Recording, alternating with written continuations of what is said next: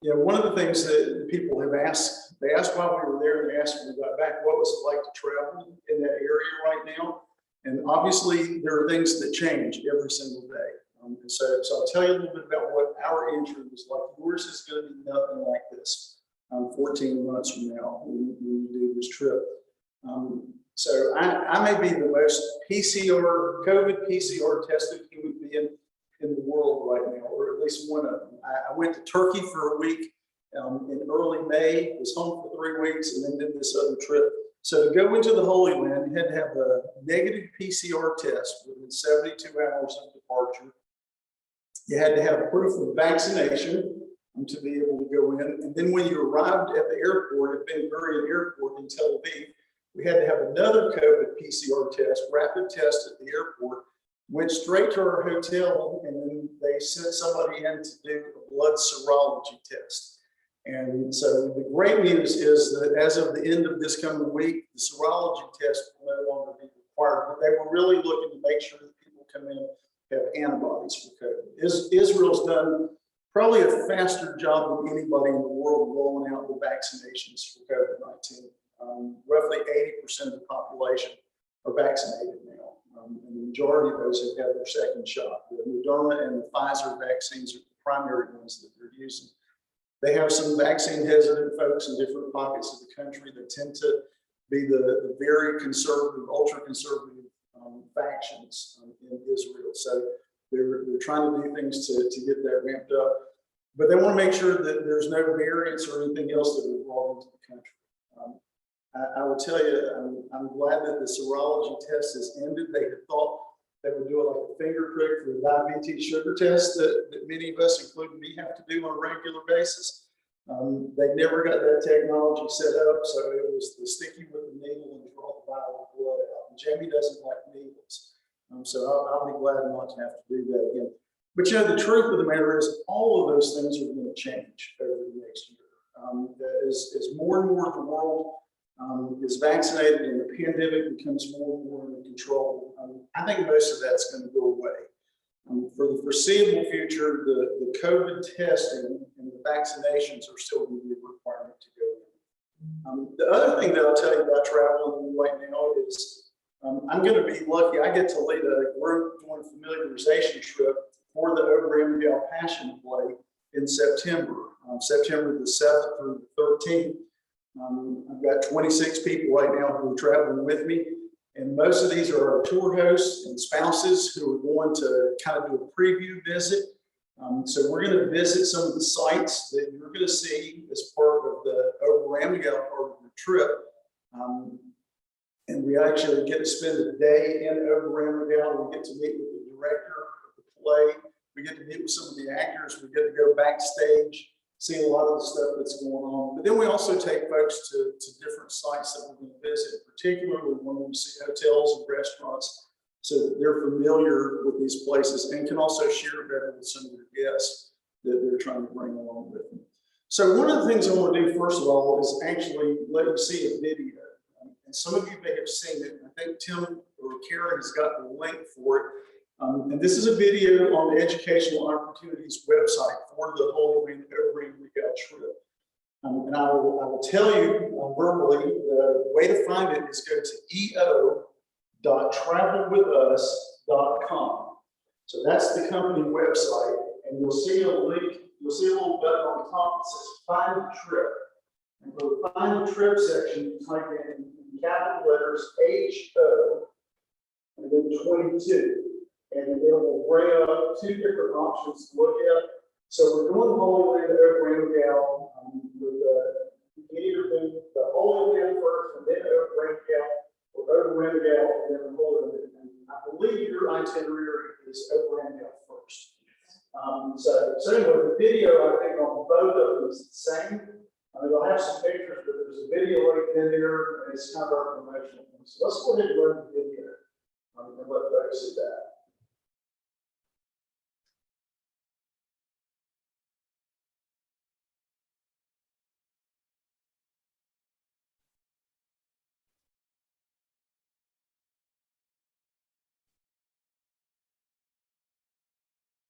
Do not have sound. You will. Oberammagau Passion Play 2022 and Holy Land Tour, presented by Educational Opportunity Store. Discover Germany and Austria, where churches, castles, grand mountains, and serene rivers pave the way to history. Explore Salzburg, the setting of the Sound of Music, and Mozart's birthplace. See Maria Theresa's Imperial Palace, the Glockenspiel in Munich's Town Hall, the home of Mad King Ludwig, the Triumphal Arch, and more. After the Black Plague left their small village, the grateful people of Oberammagau promised God they would show their gratitude by producing a passion play. Over 380 years have passed since that first opening night. Now is your chance to witness the ongoing historic and legendary masterpiece that only comes once a decade. This musical and dramatic performance will rekindle your faith as you watch the villagers bring to life the greatest story ever told. The Holy Land portion of your journey offers a deep engagement with the origins of your faith. Visit sites central to the ministry years of Jesus, such as Capernaum. Learn about the ancient boat, a rare example of the kind of boat in which Jesus would have sailed. Participate in a special on-board worship service while crossing the Sea of Galilee. Visit the Mount of Beatitudes, the traditional location for the feeding of the 5,000, and the Church of the Fish and the Loaves. Remember your baptism at the Jordan River. Explore Nazareth. Visit the Church of the Annunciation, where the Virgin Mary learned she was with child. Visit Caesarea, where the angel visited Cornelius, the first Gentile believer, and where Paul was imprisoned for 2 years. Visit the cave revered as his birthplace, and see the Church of Nativity constructed over the site. Pray in the Garden of Gethsemane, and walk the grounds where Jesus was questioned on the night of his betrayal. Meditate on the events of the Last Supper as you visit the traditional location of the upper room, and follow Christ's steps on the Via Dolorosa. At the Church of the Holy Sepulchre, take time to reflect on his sacrificial love, and stand in awe at his ascension when you discover the Mount of Olives.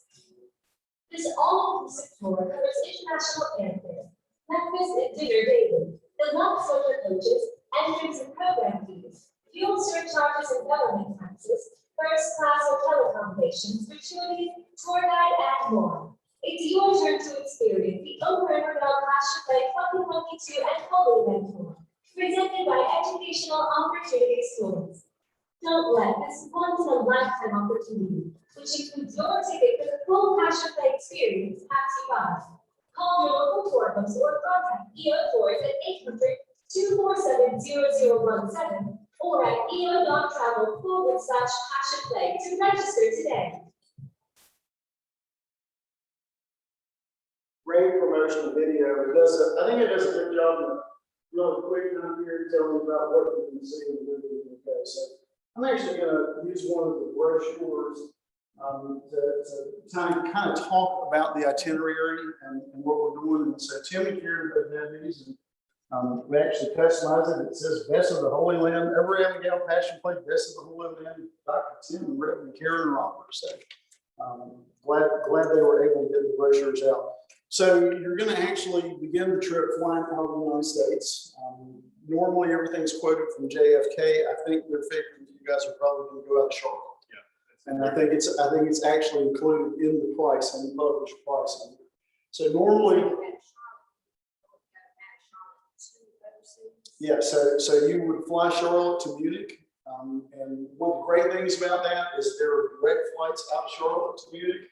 So, you know, if they can arrange it and they can get the fares right, you'll do the direct flight to Munich. I know American Airlines has a direct flight to Munich.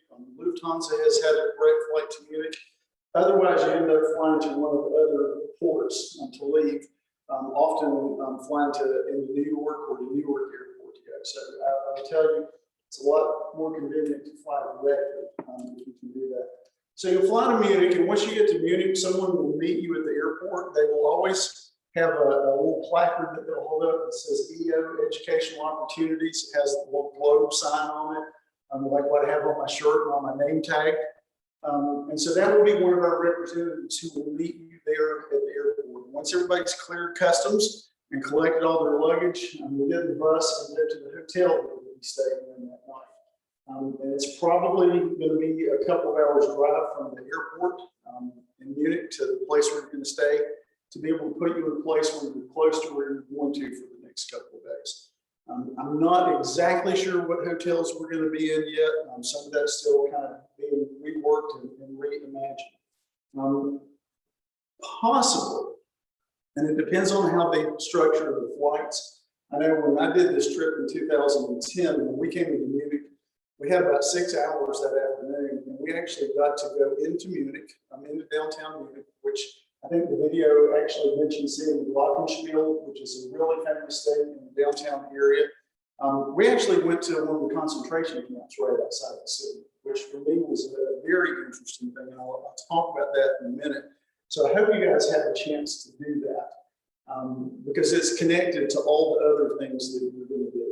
So your first day that you're going to tour, you're actually in Innsbruck. And so Innsbruck is a spectacular place to visit. You're literally at the base of the Alps. A lot of folks know Innsbruck because it's actually hosted 2 Winter Olympics. And so you can literally see the ski jumps on top of the hill outside the city. But lots of old stuff, which for us in the United States, old is what, 50, 60 years, because we tend to replace it. You're going to walk into cathedrals and into buildings that date back 500 to 1,000 years at least in Innsbruck. So you'll have a walking tour through the city. You actually get to visit at least one of the museums and spectacular views that you'll get to do that. Second full day traveling into Salzburg. I have to tell you, Salzburg is probably one of my favorite cities in the world in Austria. And so I'm going to share with Tim and Karen some things that you guys want to make sure that folks get to do. We actually use local guides in a lot of the cities. You'll have a guide that travels with you the whole time that you're in Austria and Germany. But we use local guides in some of the cities. I've been traveling to Salzburg since I was 4 years old. My mom was from Austria. So first time I traveled across the Atlantic, I was 4, and I've been back. I can't even count how many times I've been there. So I helped my guide understand some other opportunities the last time that I was there with the guide. Incredible city. You'll recognize some of the scenery if you're familiar with the movie The Sound of Music, because so much of it was filmed there and in some of the communities right around there. It's really where the story takes place of the Von Trapp family. On top of the mountain, there's a fortress that's up there that you may have a chance to get up there to visit the fortress. You actually have a castle in there, the Mirabella Castle, and gardens that are outside of it that are spectacular. You'll get a chance to walk through the ancient cemetery in the city, which is very different. And you'll see on one side of the cemetery the iron gates in front of some of the crypts that are in there. Those were the inspirational gates for that last scene in Sound of Music. My guide didn't know that 12 or 11 years ago when I was there, but she knows it now. It's Jamie shared that with her. In as kind a way as he possibly could. You can actually see, you probably won't have time to go in from the cemetery. You see the wall of the mountain, and you'll see some openings into the mountain. It's where Christians worshiped when it wasn't legal to be Christian in the Roman Empire until Constantine converted in 303 AD. And so they literally met in rooms inside of the caves for their Christian worship experiences.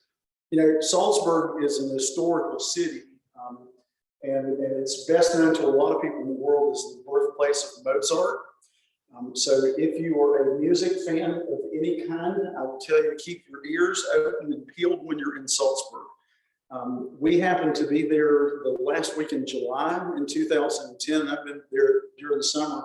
They have different music festivals that go on in Salzburg all year long. The day that we were in there with our group, it happened to rain, so there was nothing outside, but every church, chapel, and cathedral in the city had ensemble groups who would play it.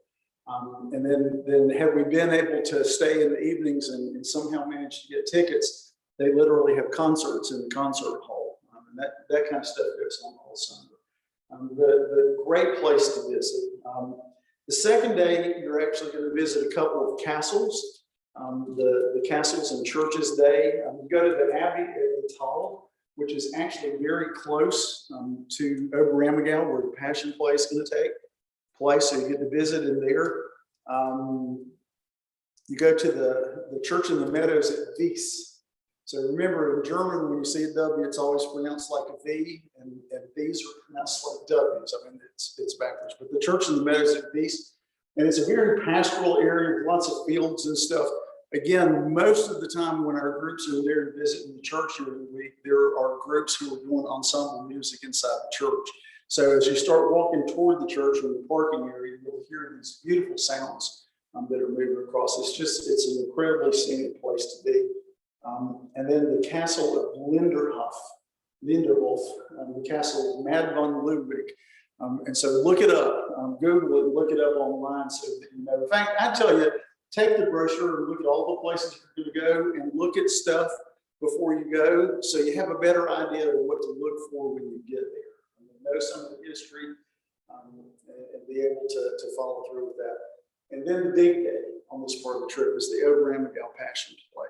So if you know the history, this Passion Play has been going on for almost 400 years. During the plague in Europe, the villagers of Oberammagau actually made a pledge to God that if they were spared, that they would offer a passion play based on the last week of Jesus' life, and that they would do it every decade, every 10 years forever.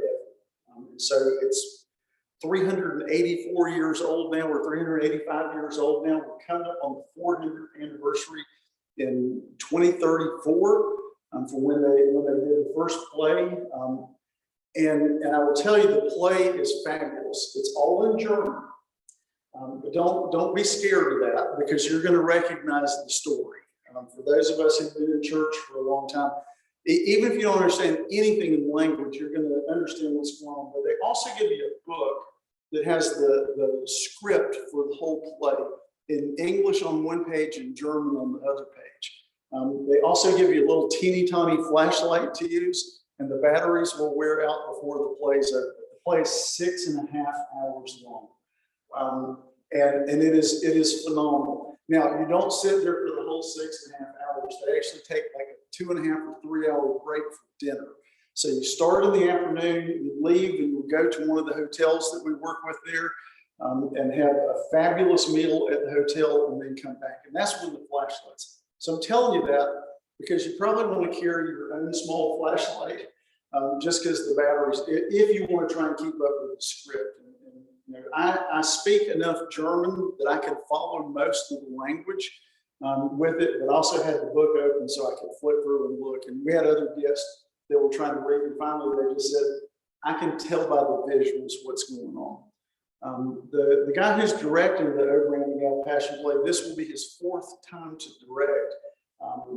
The actors in the Passion Play, you have to either be a native-born resident of Oberammagau, or you have to have lived there for 20 years. So if I decided I wanted to go to Oberammagau, I'd be 82 if I moved over there today before they would let me be in the play, and they probably never would because my German's not good enough. Phenomenal experience. The director who is leading the play now is a native of Oberammagau. He's a nationally famous director of stuff all throughout Germany. And one of the things to me that is really interesting to follow this play over the last 40 years now is that he began to look at some things in the script and said, you know, we need to update the script. We need to update costumes. We've got some things in there that maybe aren't historically accurate, but more importantly, they're not biblically accurate. And so I'll give you an example.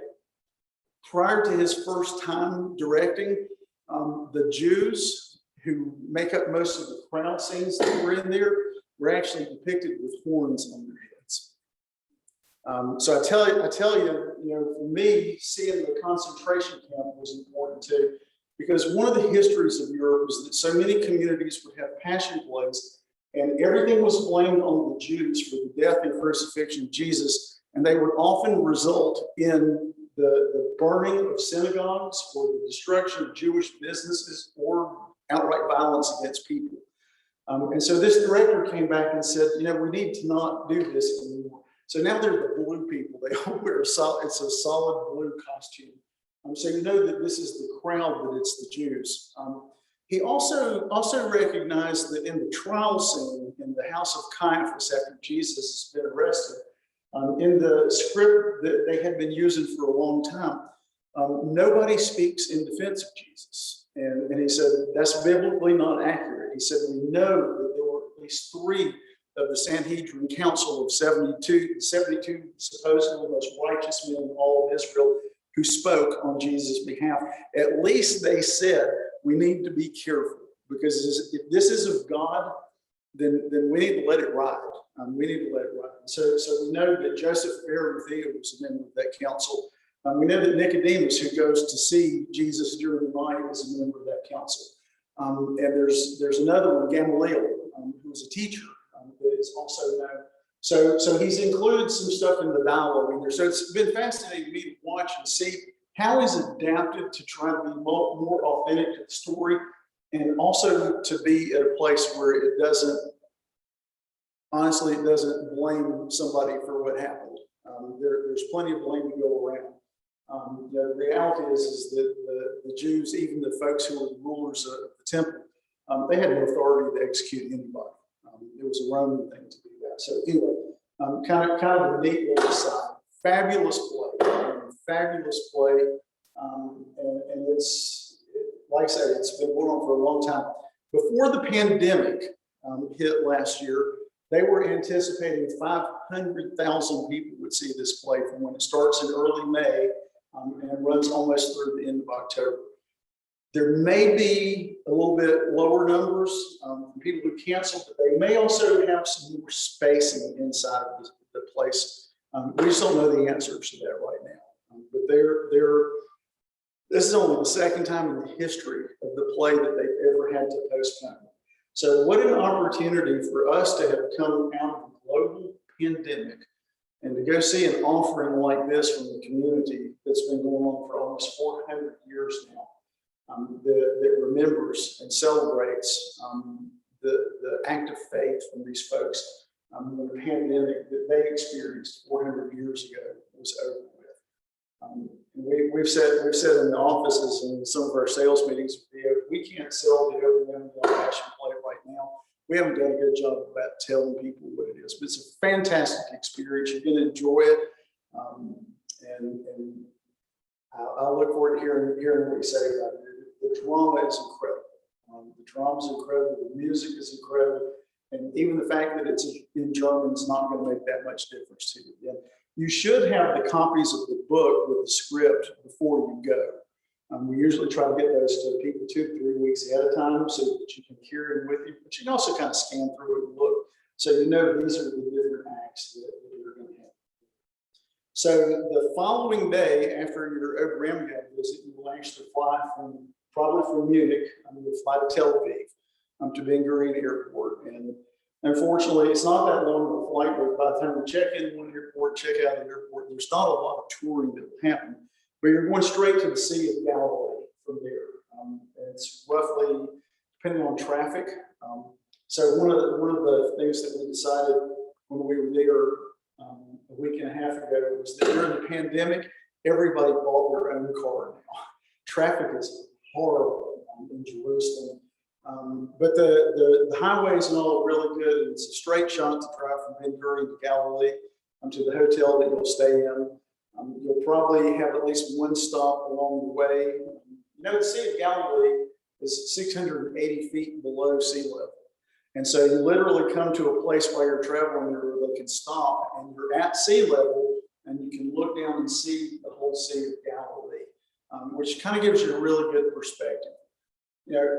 For me, all those years about hearing about the Sea of Galilee, I imagined something that was really, really big. And the first time that I was there 21 and a half years ago, my hotel room was on the top of the hotel that we were staying in, and I had a video camera that had a 450 power zoom. I could see to the other side. I could see the shore on the other side. At its widest point, it's only about 12 miles wide. And if you're standing on the ground, you can see most of it at 8 miles wide. I can look to the north and see it. It's a big lake. It's a freshwater lake that's actually fed by springs that come out of the mountain in Caesarea Philippi. and flow down in the upper part of the Jordan River to fill the water. And then it flows out at the end of the Jordan, or at the end of the Sea of Galilee, the southern end. The Jordan River flows through the Jordan River Valley, and it flows to the Dead Sea. But it's an interesting view to look at it. The sea is also known there as the Sea of Tiberias, because Tiberius was the Roman emperor when the main city, the Roman resort, was built in there. And it's kind of on the eastern shores. The city of Tiberias is on the eastern shores, and it's still a very modern city. Most of Jesus' ministry took place on the western shore. Most of Jesus' ministry took place on the northwestern shore, around what we refer to as the Mount of Beatitudes. So literally about a 3-mile stretch of land is where 80% of his public ministry takes place. So your first day there in the Galilee region, you're going to get to visit some incredible historical sites. Now, all of them have new buildings that have been built on top of them, mostly Catholic churches that will be in there, but it's still the places where we go to remember and commemorate. So one of the first places we go to is on the hill up above the city looking down. We go to the Mount of Beatitudes. And there's a beautiful Catholic church that you can walk in, you can visit, you can pray, and they have the Beatitudes that are written around on the inside of the dome in there. You can actually walk out and see one of the fields that goes all the way down. I had an opportunity years ago to stand in one of those fields and have somebody standing down near the water.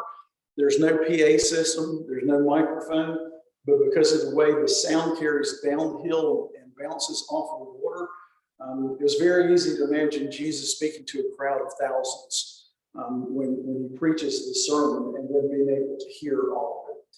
From there, you're probably going to go and visit Capernaum or Capharnaum, which was the home of Peter.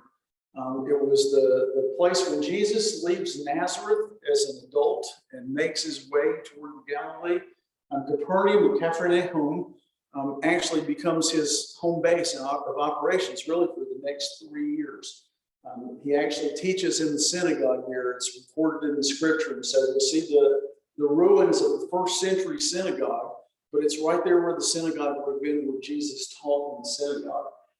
Right adjacent to the synagogue, there's a place that they venerate as Peter's mother-in-law's house. And if you remember the story, after Jesus had preached, they went to Peter's mother-in-law's house. And she wasn't feeling well. She was sick. In fact, the gospel said it. And so Jesus healed her. And you remember what happened next? Then she got up and she cooked for everybody that was in the house. My wife always thought that was a grossly unfair thing. Okay, but you know, whether it was the house or not, it's in the area. You'll see the archaeological ruins there at Capernaum, so you'll understand what some of the things are and what the history was like. I remember being there with a guy at one point, and we were talking about the story. You remember the story about the 4 friends who have the friend that's paralyzed, and they can't get into the house because word's gotten out that Jesus is a healer.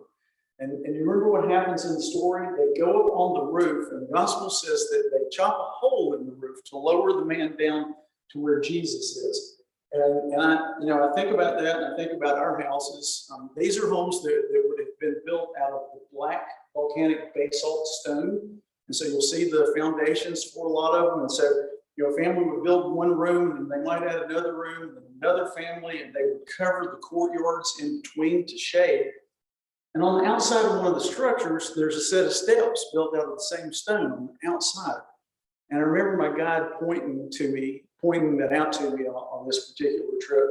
And he said, let me tell you what those steps are for. He said, those stones are great in the wintertime for collecting heat and holding heat in at night, because it gets pretty cool in the Galilee during the wintertime. But they're also great when they cool down at night. They keep heat out for a lot of hours during the day, but eventually it gets hot and you need to ventilate. And he said the steps are so that they can go up to the roof to literally open the roof to let hot air escape from the house. And I thought, okay, changes my perspective of how I read the story now. They didn't commit an act of violence on some stranger's house. They went up to where you opened the roof probably and went in and opened it and lowered their friend down because they couldn't get anywhere near the house. That's the amazing thing to me about traveling anywhere in the Holy Land. I would tell you the Oberammagau trip does the same kind of thing. We read the Bible differently. We see scripture differently. You're going to see things and you're going to hear things. And when you come home, you're going to open your Bible and you're going to start reading. And of the 100 or so lay people that I've had travel with me over this time, I have people who still tell me, I picked my Bible up to read my passage for the day, or I'm going to be the reader in church on Sunday, and 2 hours later, I'm still reading because images literally start coming to life out of these pages. And our guides are all credentialed and professional, and we actually evaluate and rank and do that kind of thing. So don't have any clue yet who your guide will be, but they know these stories, even the ones who are Jewish. And probably 2/3 of our guides in the Holy Land are Jewish. They know these stories and they tell them like they're their own stories. And I had a friend one time who asked our guide, said, "Are you Christian?" She said, "No, I'm Jewish." He said, "You tell these stories like you believe them." She said, "These are the stories of our land. We know these stories and we tell them." So you're going to see these things. While you're also in the Galilee, you're going to visit Tabgha, Tabgha. Tabgha is also referred to as the Church of the Loaves and Fishes. And it's in conjunction with the Beatitudes in the 5th, 6th, and 7th chapter when Jesus feeds the multitudes. And so you'll go into a church that's built over mosaics that probably go back to at least the 2nd century time, mosaics on the floor under the altar where you're going to see the basket with the loaves and you're going to see the fish on the floor. So very, very ancient stuff. Again, you can see all of these sites, one from the other. They're that close. There's also a site next door, and it's at a place called the Seven Springs. But the more important thing is it's the Church of the Primacy of Peter is located there. So you remember the story at the end of the Gospels. After Jesus has died, he's been resurrected. And one gospel tells they've had this great Pentecost experience, they've been filled with the Spirit, but the story is also told, I believe it's the Gospel of Luke that tells it this way, that a few days pass and Peter doesn't know what to do, and so he and some of his friends go back to the Galilee, which is where their families still live, and they went out to do what they always did. They went fishing, and they fished all night long and they didn't catch anything. You remember the story is they come back in, they see somebody who's on the beach and he's got a charcoal fire burning on the beach. And there's fish on the fire, and bread on the fire. And this person on the beach calls that to him and basically says, "Boys, did you catch anything?" And Peter hears, and he hears the voice. And without thinking, which is kind of customary for Peter jumps out of the boat. And he begins to fight his way through the water and the waves to get to the shore because he knows who it is. It's Jesus on the beach. And the reason it's called the Primacy of Peter, and again, these are stories, Tim and Karen, that you guys want to make sure folks read before they go so they connect to the sites. The reason it's called that is because this is the place where Jesus says to Peter 3 times, "Peter, do you love me?" Important number, because you remember 3 times on the night that Jesus was on trial, Peter's out in the courtyard at the home of Caiaphas, the high priest. And 3 times he's asked, "Aren't you one of his disciples? Surely I've seen you with him." This man's a Galilean who traveled with this Jesus who's on trial right now. And all 3 times, Peter denied even knowing Jesus. Jesus told him, "You're going to do this. Before the cock crows in the morning, you'll deny me 3 times." And Peter says, "I will never deny you." And he does. And so I think about the shame that Peter must have felt knowing what happened. But Jesus doesn't leave us in those places. And so he asked him 3 times, "Peter, do you love me?" The first time Peter says, "Yes, Lord, I love you." And Jesus says, "Feed my sheep." And then he says, "Peter, do you love me?" And he says, "Yes, Lord, you know I love you." He said, "Feed my lambs." And the 3rd time, "Peter, do you love me?" "Yes, Lord, you know everything. You know that I love you." And Jesus says again, "Feed my lambs." It's about the restoration of Peter. It's about forgetting that one night and remembering that Peter's the one that Jesus says, "Your name is Rock." and on you the foundation of the church will be built, and not even the gates of hell would prevail against it. And so it was the primacy of Peter, the reestablishing of Peter's role and primacy of leadership in the early church. I believe you'll also go to the southern, you get to do a ride on a boat out on the Sea of Galilee. Again, it's not a big body of water. The boats that they use, I've been on some that could hold 100 people on them. And they have motors on them, so you're not sailing or you're not having to row. I've actually been out there when the storm blew up on the Sea of Galilee. I mean, it was a flash. And it blew up, and our guide and the driver of the boat said, we need to turn around and go back to the shore. But you get to ride on a boat. You'll see an ancient boat that was excavated out of the mud of the Sea of Galilee during the drought, probably 30 years ago now, that's been restored. So you see what these fishing boats look like that James and John, the sons of Zebedee, and Peter and Andrew would have used when they were really commercial and professional fishermen on the Sea of Galilee. A little bit different fishing from what most of us are probably used to. It's all net fishing, where they drop these drag nets in and literally pull them back in to see what they would collect. So you get to see the boat, you get to ride on the boat, and then you'll also go south of the Sea of Galilee where the Jordan River empties out to a place called Yardenit, Yardinet. Yardenit is the place where we typically go to remember Jesus' baptism. And it's in some ways it's a very commercialized space. We can talk about, I actually offer baptismal renewals for folks who will do it. Very clear in our United Methodist Church, we believe in one baptism. But if you're like me, I was baptized as an infant. I don't remember my baptism. And so for 62 years, part of my life's been about creating experiences that remind me about that. And so I've actually done a couple of real baptisms, but baptismal renewals where people come down into the water and we ask them to remember their baptism and to be thankful. It's a pretty spiritual experience to be able to do those kind of things. So that's the Galilee. It's a full day. It's a full day. We're going to leave and travel all throughout the rest of the day. And then your next day, you're going to actually visit Nazareth. Which is the place it's the place where Jesus is not born, it's where Mary conceives. It was actually Mary's hometown.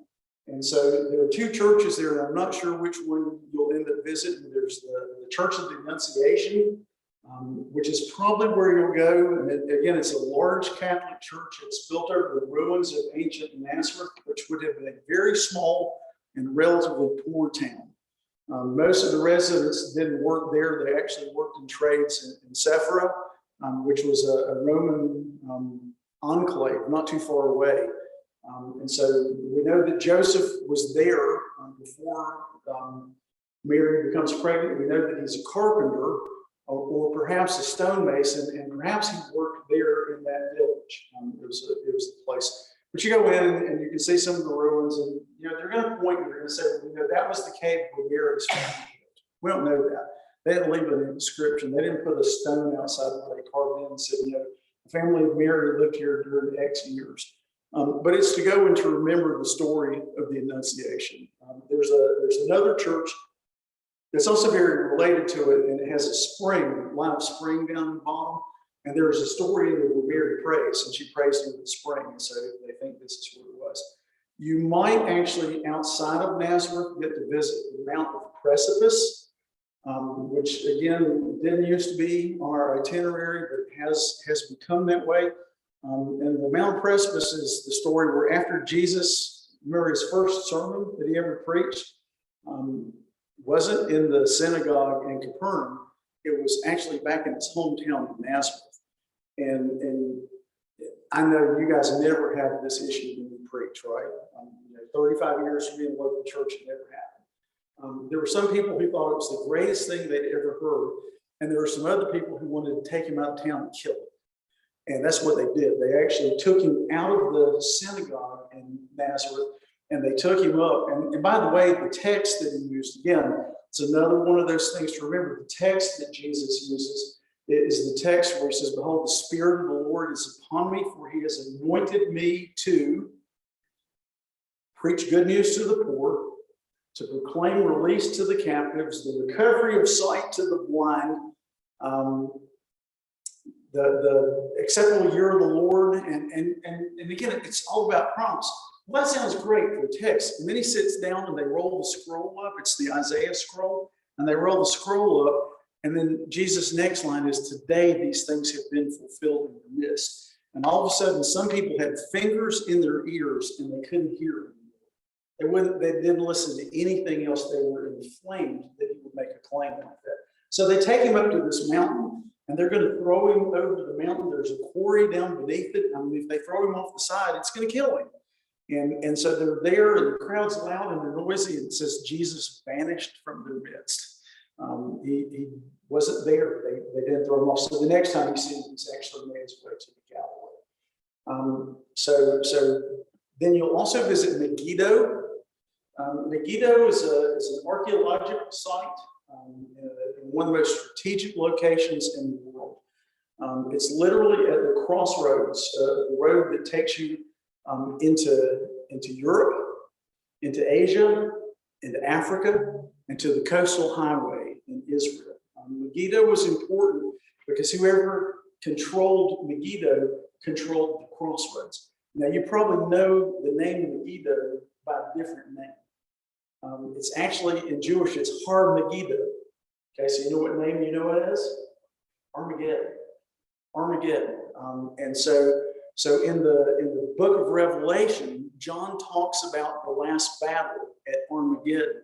Well, why was it Armageddon? Because all the last battles, all the really important battles ended up there. And so we can have a long 6-year discussion about what that book's really talking about. He wasn't talking about the end of the world. He was talking about these are where last battles always take place. There are 26 different strata of this space that archaeologists have dug into. So they've actually found civilizations that date back thousands and thousands of years before Christ. And it's actually called, in Israel, it's called Tel. And all the Tel is an artificial mountain where one city or one culture collapses and they build the next one on top of it. They build the next one. It's a mountain. So Tel Megiddo. So you'll get to go there. You'll get to see the archaeological digs and walk through it. And it's still an active archaeological site to this day. And you'll look out and you'll see the plains of Jezreel. You can see Mount Carmel from there. You can see some of the other sites that are really important. And then the last place that you'll see on that day is actually in the coastal area. Is Caesarea. And there are a lot of Caesareas in the world. There are a lot of Caesareas in Israel, as a matter of fact. The two most famous being this one, which is also known as Caesarea Maritima. It's where the Caesars built their port. So when they were bringing supplies or they were bringing troops or anybody else was coming into Israel, they sailed across the Mediterranean. They built an artificial port there at Caesarea. You'll see the ruins of one of Herod's many palaces that they literally built. I mean, the guy liked a place with a view. He loved a place with a view. You'll see the ruins for that. You'll see a lot of the other things, the hippodrome and the theaters and all these things that were there. But again, for us as Christians, part of the important story has to do with the story of Paul.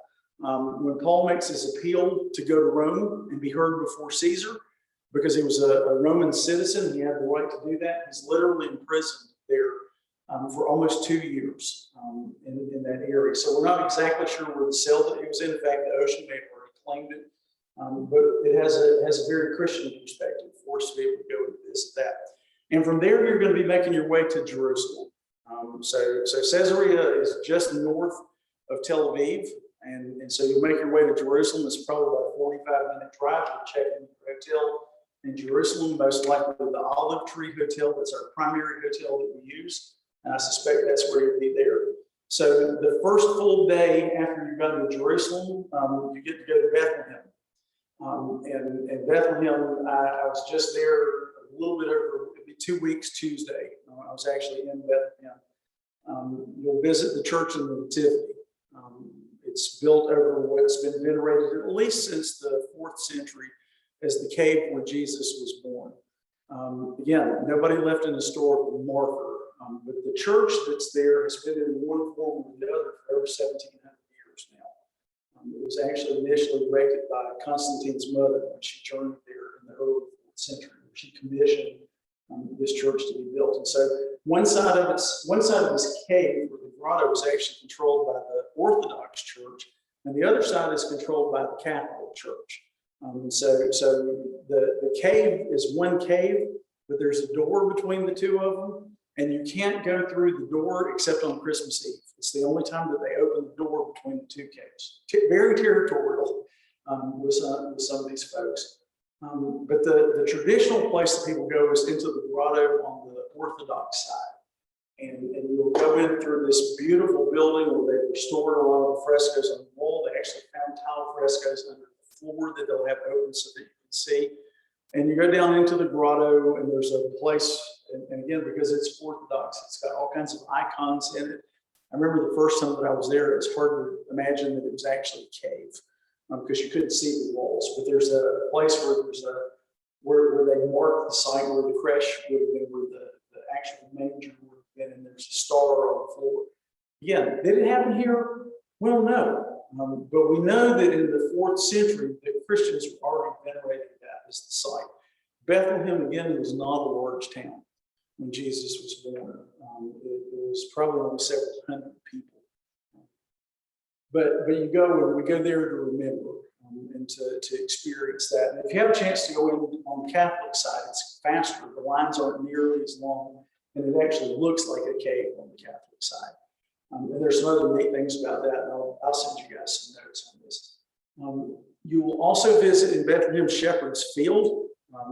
And so there's a church there, and these churches most of these churches that you're going to see were built in the early part of the 20th century. And Bernini was the architect, and Mussolini from Italy was actually the one who funded their construction. So this was very early in the 20th century.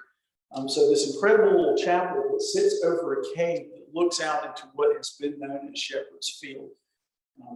And so we'll actually get to go into the cave and imagine what it was like for the shepherds to be there in the face of the cave, guarding their flocks. Or maybe the flocks were still outside and they were there when the angels of the Lord appeared. The angel of the Lord appears to them and said, "Fear not, for behold, I bring you good news of a great joy, for unto you is born this day in the city of David," which is Bethlehem, "a Savior, who is Christ the Lord."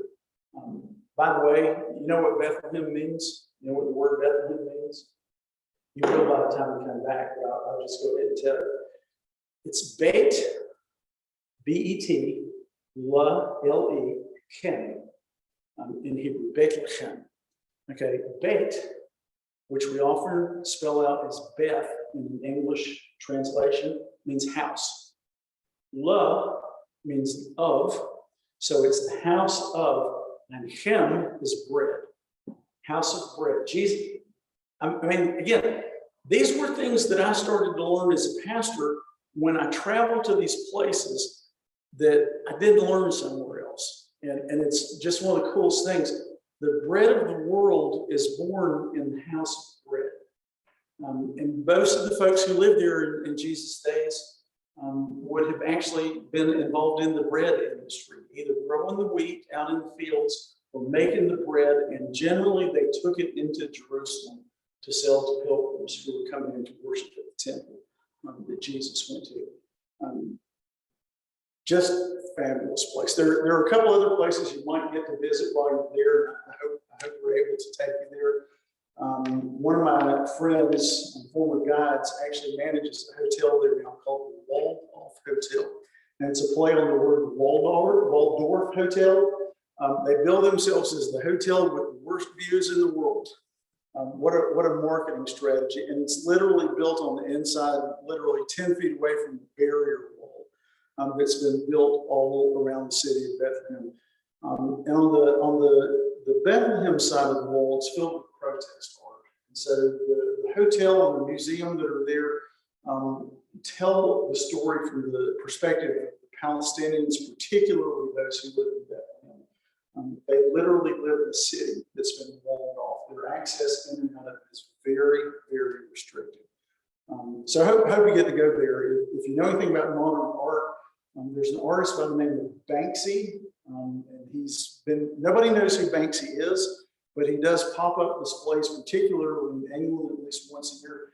This hotel actually has the largest display of Banksy art anywhere in the world. In fact, some people think my friend Wissam, who runs the hotel, is Banksy. He promises me that he's not, but he has Banksy on the speed dial on his phone. So Banksy's been a partner in that. We also have a couple of mission projects in the Bethlehem area that EO has been involved in for decades. One of the Hope School, which again, a lot of our groups have an opportunity to go and visit. So not exactly sure what your itinerary would look like, but that'll be a pretty cool place to be. You're also in that day coming back into Jerusalem. And so it talks about Gethsemane, visit the Church of All Nations in Gethsemane. It's my favorite place in the world. It's a room, again, it was built by Bellini in the early 20th century. It's meant to be dark because it was at night when Jesus went to the garden to pray before he was arrested. The windows are an alabaster color that let in some light during the daytime. The ceiling, there's really not much artificial light. It's painted dark blue, and you'll see stars in the ceiling. And then your eyes drawn to the altar, which is shaped in the form of a chalice. Because you remember what Jesus' prayer was in the garden. Father, take this cup from me. He's talking about the cup of suffering. And so it's built in the shape and the form of the chalice, and it's over the bedrock. Garden of Gethsemane is not a big place. It's on the Mount of Olives, near the base of the Mount of Olives in the Kidron Valley. It's not a huge space. And so you go into this church, and I remember when our group, we'd actually been in a private garden. And by the way, Gethsemane means the place of the olive press. So there's still active olive groves in here where they harvest the olives and they press them. You're going to see ancient stone presses in different places where they squeeze the oil out of the olives. And so Jesus has gone here to pray, and he does this. So I'm sitting in the room, and they've got an altar rail around the space up there. And I'm just sitting there watching, and I walked up and I knelt at the altar.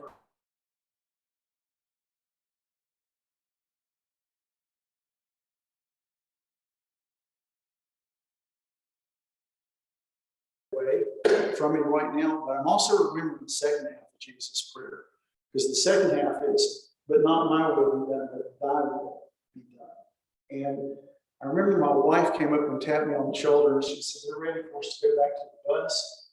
And I said to her, "I can't move." I said, I can't leave. And she said, "Are you okay?" I said, "I'm fine. I know how to get back to the hotel. I'll go." This for me, everybody has an aha moment when they travel there. This was my first aha moment, where I 100% connected with the story. And I literally can walk back in the doors of this place 21 and a half years later, and I'm drawn into that in an instant and snap of a finger. Now, I've been there multiple times where the rail has been opened, and you can actually go up to the bedrock, and around the bedrock, there's out of iron, there's a crown of thorns, and you can literally kneel and reach over and put your hands on the bedrock. Was this the rock that Jesus prayed from, or was it the rock 12 feet over there? Nobody knows, but it was in that area. I mean, you're going to see some places, we know with relative certainty that this is where the story took place. Others, this is where we think it took place, but it might not have been related or specific in that area. I think they're also going to take you to see the house of Caiaphas, the high priest. And again, like so many things, there's a church built over the top of the ruins for the house, but you can literally stand in what would have been the meeting room for the Sanhedrin Council and see the hole in the floor that leads down to the cave where Jesus would have been imprisoned during the night. And all the stuff that you've just seen in the Passion Play in Oberammagau, you're going to be in that place. And I'm pretty sure that this is the right location for this house. In fact, you can actually go down the floor and walk into the cave, and usually go down and read one of the Psalms in there that Jesus might have prayed while he was in there. And then somebody will stand up top and cut the lights off, and it's pitch black dark. And you have an absolute experience of what it must have been like for him to be there with an open hole that they lowered him down through. and he can hear everything that they're saying about it. That's why I tell you, when you come back, you will never, ever read the Bible in the same way. These stories are going to come to life, and you're going to go, wow, why did I never see that before? Well, you haven't seen it, so you can't see it. So that's part of the cool thing. The next day, Qumran, which is where the Dead Sea Scrolls were found, we'll actually get to go to the Dead Sea, and you'll have an opportunity to go float in the waters of the Dead Sea. I encourage you to do that. You can't sink, but I will also tell you, sometimes for me, when I get my feet up off of the ground, I'm on my back, it's really hard to get my feet back down. It is the saltiest water on the face of the planet. Dead Sea is 1,400 feet below sea level. It's the lowest place on the planet Earth. You'll appreciate the dip in the Dead Sea because it's going to be warm in the desert that day. You also have on your itinerary that day visiting Jericho. Jericho bills itself as the oldest town in the world. There's a tell in Jericho. You remember the Bible story about Jericho, the Old Testament? Who was it that marched around? They blew the trumpets until the walls came tumbling down. Joshua.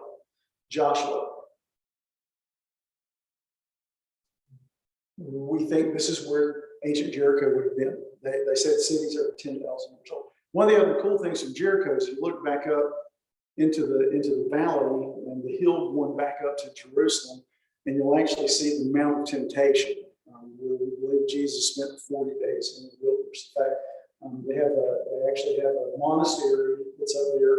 And at the very top, there's a cable car. We won't have time to ride it. If you go to the cable car, you can eat the Mount of Temptation restaurant up on top of the hill. Everything gets commercialized after the point. And then your last day is going to be back in the city in Jerusalem. You're going to walk the Corridor. So the Corridor is the ancient streets in Jerusalem. And when I first went 21 and a half years ago, some of these weren't uncovered. So you're literally going to be walking on streets that Jesus walked on. You're going to walk the Via Dolorosa.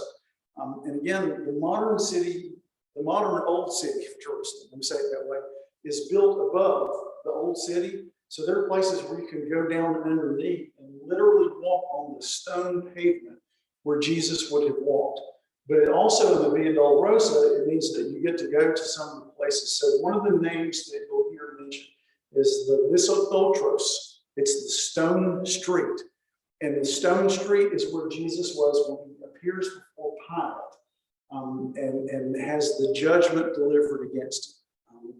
And there's a story in there about the casting of lots. And the Roman soldiers would play a game. It was almost like a dice game. You can see where it's literally carved, the board for it's carved into the stone street. So again, you're going to see, and then all the different chapels in the Via Dolorosa, if they're open, to stop and remember each of the different stages. By the way, when you're in Germany, every cathedral you'll go into, every Catholic church, they all have the stations of the cross. Either in paintings or in artwork of other forms in every single church in there. So take a look at those in Germany, because now you're going to get to actually visit these on the way to the Church of the Holy Sepulchre. There are really two places that we visit in Jerusalem that have to do with the death and resurrection specifically. Church of the Holy Sepulchre, I think, is probably the authentic location for where this story takes place. But it's a massive structure. It's built so that you really can't even see the bedrock. And one of the confusing things for a lot of folks is the church is inside of what appears to be the walls to the old city. And the scripture tells us that crucifixion takes place outside of the walls of the city. But in Jesus' day, where this church is, would have been outside. It would have been on a place that was known to be the refuse area, and where cemeteries were also on that side of town. And it was on one of the main roads that took you back to the coast, which is usually where crucifixions took place. You did it where everybody could see it, high on the hill, where all the folks. It was meant to intimidate people, not just to punish the woman, but it was meant to intimidate everybody who saw it. And so there are 28 different chapels inside of this church. There are Eastern Orthodox, Russian Orthodox, Armenian Orthodox, Catholics, Coptics out of Egypt. There are Ethiopian Coptics who have chapels in there. So a lot of different spaces that you'll go see. But you can touch a slab that they venerate as where Jesus' body was laid when he came off the cross. Nobody knows. The church was built in the 4th century. Constantine's mother, Anne, actually is the one who commissioned the construction of the church. So, but there's been a church there for 1,700 years, and Christians were already venerating this as the place where it took place. The last place that you'll see in Jerusalem is one of the favorites for so many of our groups, and it's called the Garden Tomb, or Gordon's Calvary. And General Charles Gordon was a British general who actually went to vacation in Israel, actually stayed in Jerusalem and had one of those senior moment things. The guy who wrote the text for "It Is Well With My Soul."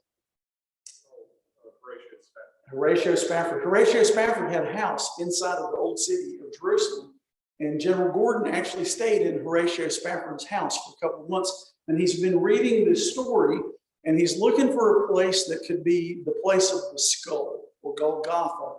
And he knows that Scripture says it's outside of the city wall, so he doesn't think it's the Church of the Holy Sepulchre. And he finds this garden, and right beside this garden area, by the way, in the garden there's a tomb. There's an empty tomb that's been carved into the mountain, and so there's a cave in there. And near there's a rock face that literally looks like the face of a person. And so Gordon becomes convinced that this is where the real Golgotha was, where the crucifixion, resurrection take place. And it's, for me, it's a great place to go because the sepulcher is so large and it's so built up, it's hard to imagine. But you go into this place, you can actually walk into the tomb and see the slab where the body would have been laid. You can see in there's a wine press that they have found and discovered in the garden. And you can see this rock face that could very well be the face of a skull.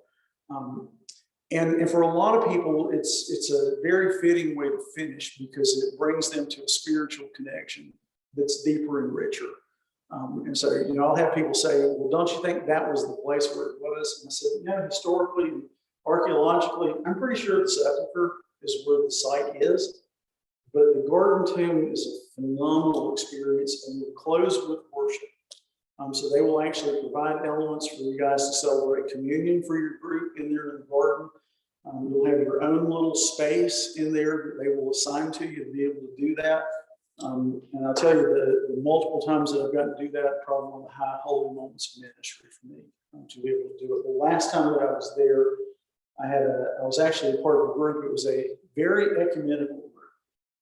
So we had folks who were traveling with me from North Carolina. We had a group of Honduran United Methodists who live in San Diego who were traveling with us. So there were 10 of them plus their pastor and his sister who lived in New Orleans. We had a woman who was traveling by herself from Pensacola. We had a Catholic priest from the Orlando area who was asked by his bishop to travel with 10 Catholic parishioners. We had 2 Catholics from upstate New York. We had a lawyer from Manhattan who was also Catholic, who brought his best friend, who was a Benedictine monk and teaches at St. Anselm's in New Hampshire. And then we had 3 other guys. I'm not sure where they were from. They never had anything to do with us anyway. I think they were actually part of the Christian church, the ones who believe they're the only ones going to heaven and shouldn't have music. Every time we would do anything, they would literally turn and fold their arms. But I actually got to go with the priest from St. Anselm to some special sites for him to do special masses. The Vatican had given him permission. And I knew as a Protestant, I can't take communion in the Catholic Church. But I would go up, and the sign was to be able to fold my arms and cross my arms. Well, everybody came to the Garden Tomb, and everybody came when we did the communion service. And I actually said, we come to a table, and we're aware of our brokenness and our division right now. But we're going to sit at a table one of these days in the presence of Jesus, and all this is going away. And we're going to break bread together. And the Catholic lay people turned to their priest and said, is it okay for us to take communion?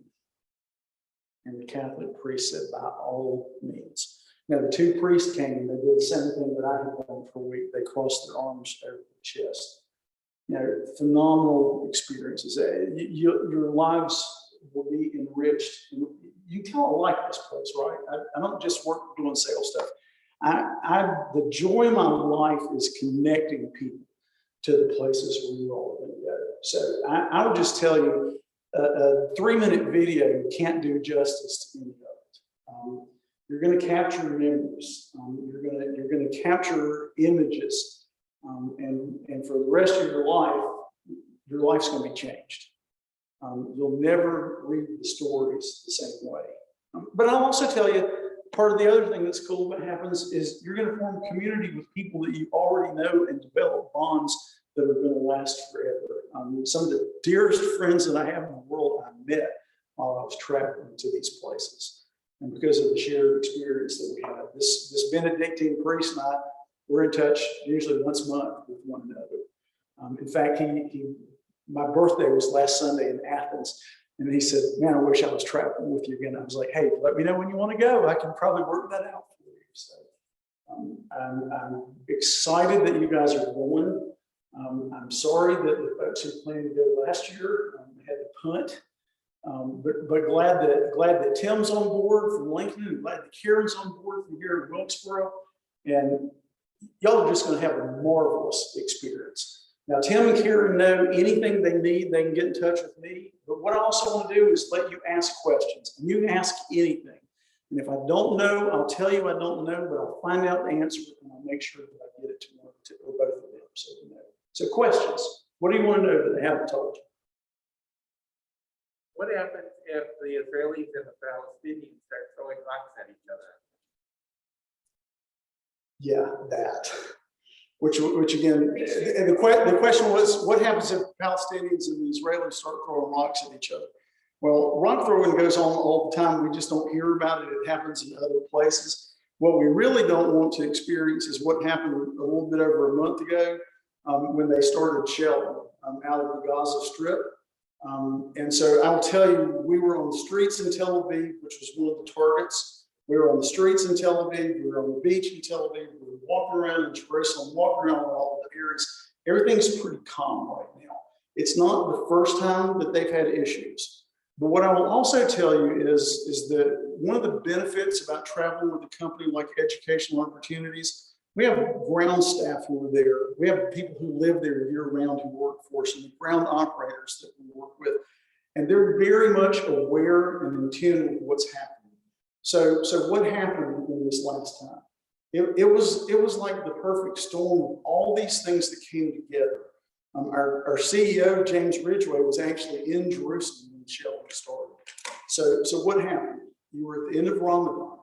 And so for some of the Muslims who've gone to the mosque to pray every day, and they don't always get there every day, maybe they've heard a message from one of the imams, one of the teachers in the mosque that is in flame sensitivity. They also fast during Ramadan. I don't know who you are, but when I don't eat for long periods of time, even when I get to break fast when the sun goes down, my blood sugars start to change, and I probably get more irritable that way.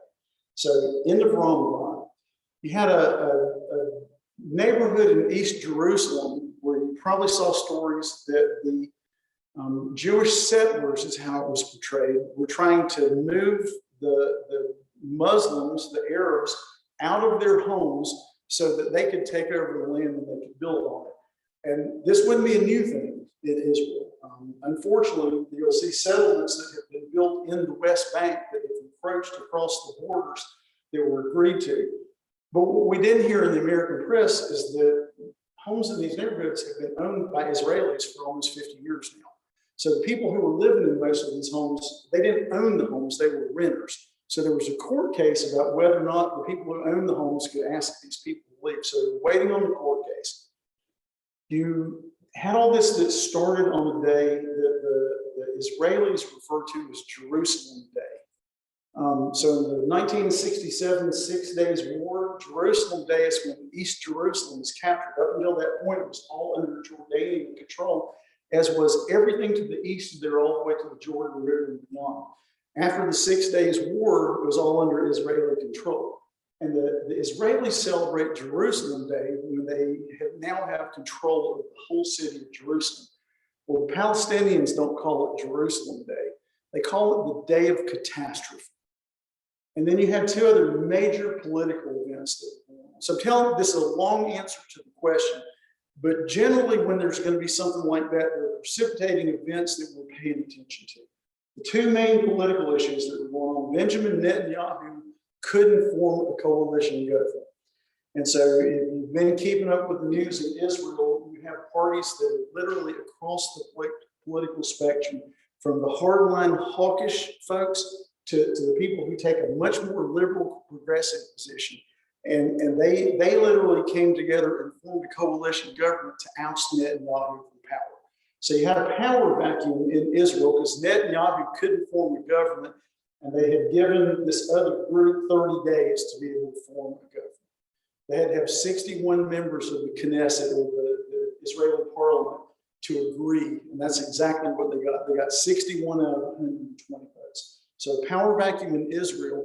And then in the Palestinian Authority, the leader of the Palestinian Authority is Mahmoud Abbas. He's 85 years old. His initial term was supposed to have ended 12 years ago, and he canceled the elections the month before this. Why did he cancel the elections? Because if they have elections, he's not going to be the prime minister of the Palestinian, or the leader of the Palestinian Authority anymore.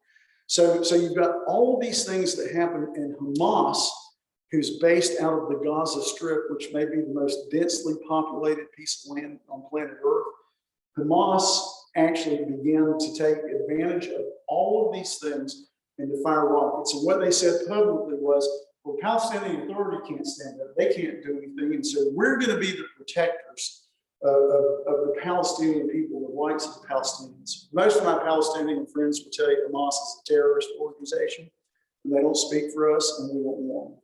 So I tell you that because every major explosion like that over the last 40 years, there have been signs that are coming, and EO's pretty good about knowing what those things are.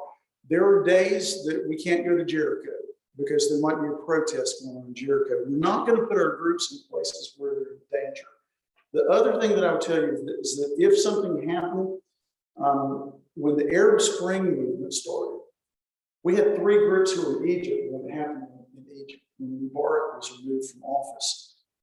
Within 24 hours, we had them all out of Egypt and on the way home to the United States.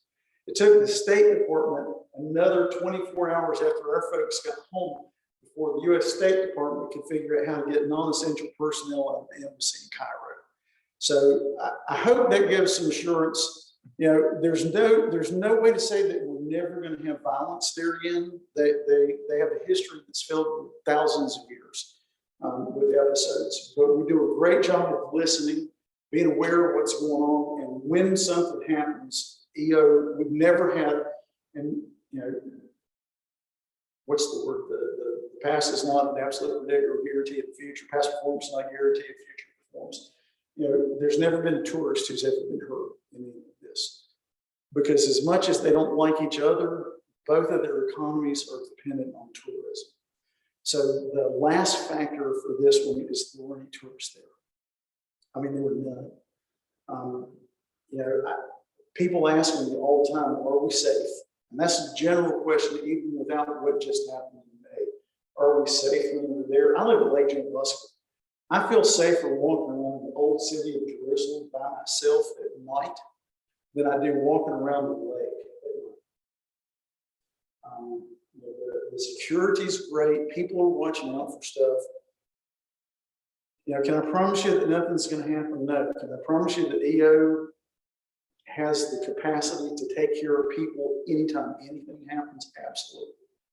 Does that help?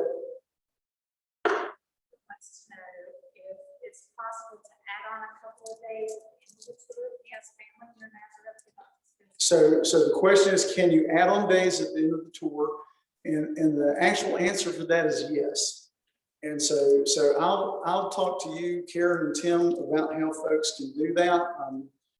The easiest thing to do would be for you guys to get in touch with the tour host advisor in Lakeland, Lynn Pointer. And she works specifically with the two of you as tour hosts. There's another department that works with Lynn that would work with the guest stuff, but start that conversation with Lynn. What we do for those kind of things is we put in what we call a concierge request, and this is part of the new systems that we put in. So the concierge request says, these passengers would like to do add-on days at the end because they have family who are there. Now, what you're really talking about is you're changing the air tickets, the air arrangements, unless they need hotel space for any of those things. And it's actually a fairly simple process to be able to do it. And we don't buy any air tickets within 100 until we're inside the 180-day mark.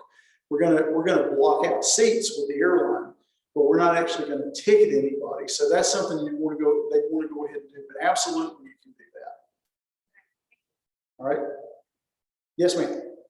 The overall structure. So we have local tour guides from the country, then we have an EO representative with us the whole trip, and then we have our So you will see EO representatives at the hotel in Jerusalem and probably in Galilee. We usually have a hospitality staff who are in residence, so there will at least be an EO staff person.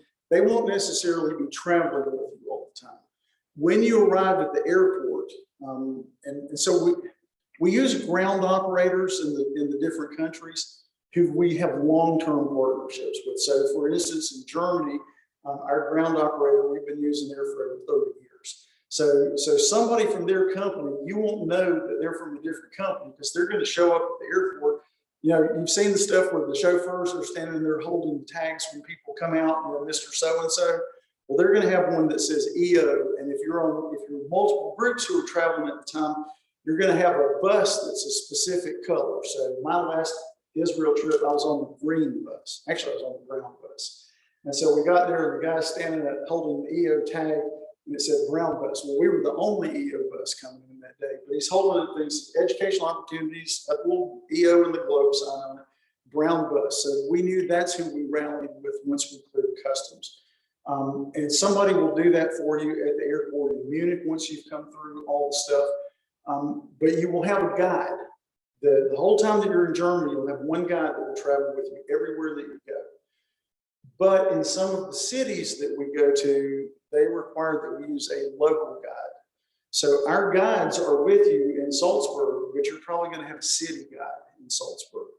I don't remember having a city guide in Innsbruck. Salzburg was the only one. Then when you're in the Holy Land, you're going to have somebody else who's going to meet you at the airport, at Ben Gurion Airport. In fact, now I'll tell you the process going is easier. We've gotten to where we're really moving into the digital age. And so if you've traveled anytime recently, so many of our airports on international returns have the stuff where you actually scan your passport and they take a picture of your face. And it basically, you don't have to fill out the customs card anymore. It automatically asks you the questions right there. They're doing the same thing at Ben Gurion now. And so you go and you scan your passport, and it's actually going to create a little slip of paper that's going to be your entry visa that you just stick in your passport. And we actually had an EO rep who met us in the terminal and who walked us through all of that process. And we think that's going to be the way that they're going to allow them to do it, just because it's different. But then you'll have an EO guide that will either be in the airport or be at the bus when you get outside to the bus. And that EO guide will be with you the entire time that you're in the country until you get off the bus to go back in the airport to fly home at the end of the trip.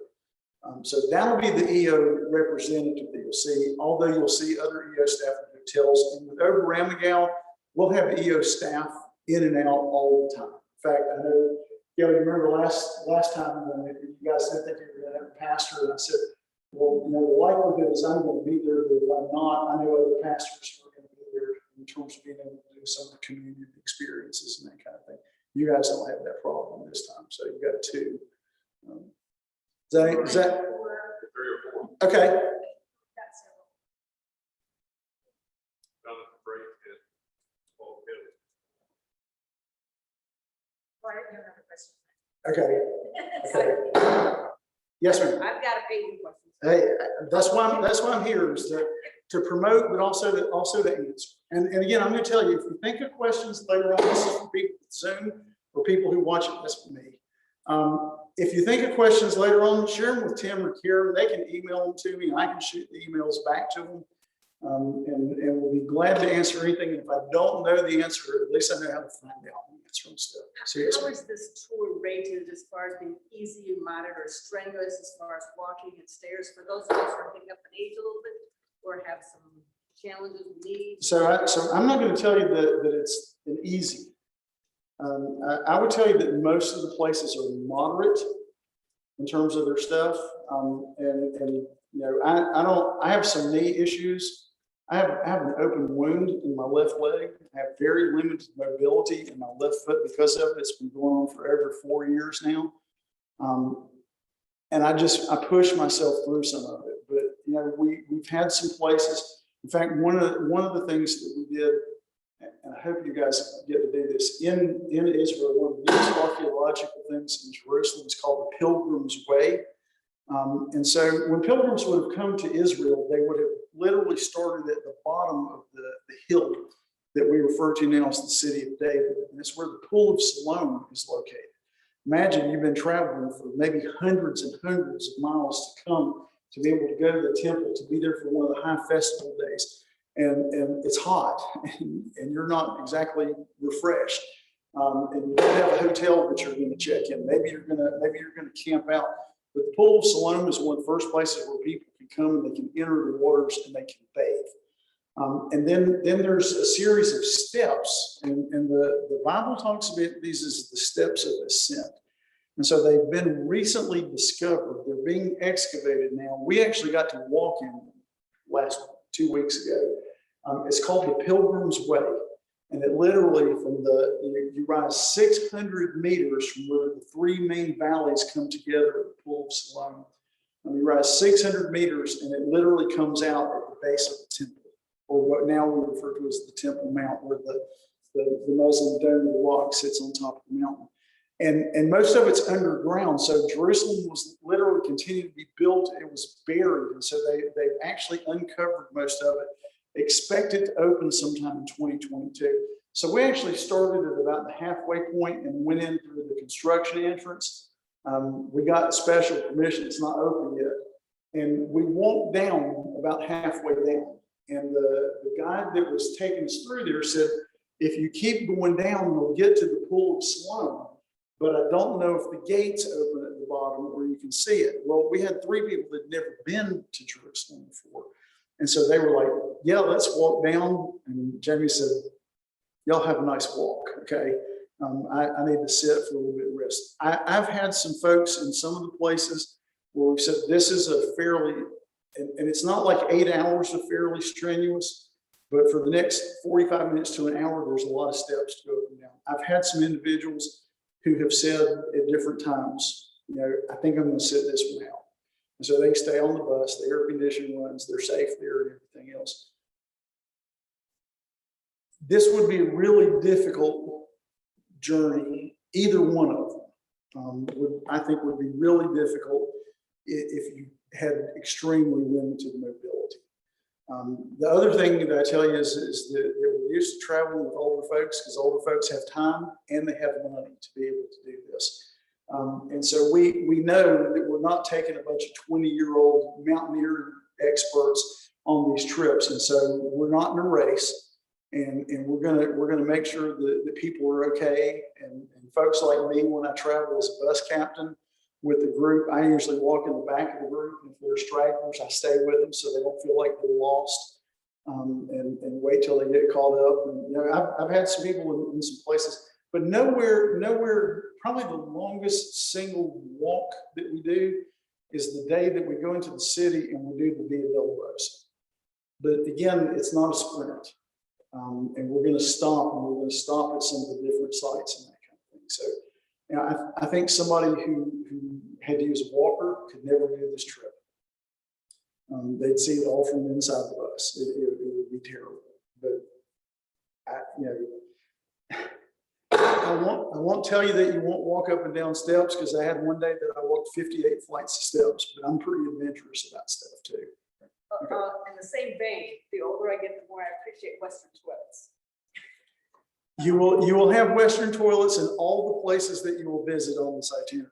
And so for those of you who don't know what she's talking about, in Turkey, the hotels all had Western toilets, But traveling during the day, most of the places where we would stop, and they have toilets, public toilets, the colloquial word for them is squatty potties. It's, the fancier ones, it's literally a toilet. I mean, the first time I saw it, I thought it was a urinal. That was a really different kind of urinal, but it's literally a toilet, and you can flush through it. Then I've also seen some that's just a hole cut into the slab of the floor. So yes, Western toilets you will have. In Israel, you will have. This is one of those things that's usually in some of our documents that people don't find. Take some washcloths with you. You'll have them in the hotels in Israel. European hotels do not provide washcloths because they are considered to be a personal item. They don't take them and wash them and reuse them. So carry a washcloth or 2 washcloths with you. You'll appreciate that in the hotels. But we even stop at places during days where we're on the bus all day long. We stop at places where people have access to toilets they'll feel comfortable with. I usually will. I carry this backpack or another backpack with me all the time when I'm traveling, and so I'll carry Band-Aids and first aid stuff because Jamie slipped and sliced his arm on the Pilgrim's Way. They were talking. I was wrapping stuff around it so it didn't bleed. But I usually carry part of a roll of toilet paper in a Ziploc bag and leave it in there because I never know what I'm going to find in a public restroom in the rest of the world. And then I have a very peculiar preference about what kind of toilet paper I like too. So, How about access to Wi-Fi? so the buses all have Wi-Fi. The hotels will have Wi-Fi that's freely available in it. So you won't have any problem doing Wi-Fi connection. Sometimes we have bus companies in all these countries that we use consistently. And sometimes we have to remind, and so you guys will be the ones who get to do that, remind the driver, hey, cut the Wi-Fi on, please. And so Wi-Fi is great. The hotel, the Olive Tree Hotel in Jerusalem, I just stayed there for 4 nights, and the Wi-Fi is the best it's ever been. In fact, I used to not be able to get on Wi-Fi in my room. I had to go down into the lobby and the commons area. Okay, I'm going to cut me off now, okay? Yeah, if you'll switch to that other mic, because they won't be able to hear you on Zoom if you're Okay. online, so that handheld is right behind you. Yep. Because I don't think I was touching anything this time. It just started. We've been having trouble with that. I thought we had it fixed, but we need to look at it. I can't imagine that's pleasant to listen to on a Zoom call. We just switched to this.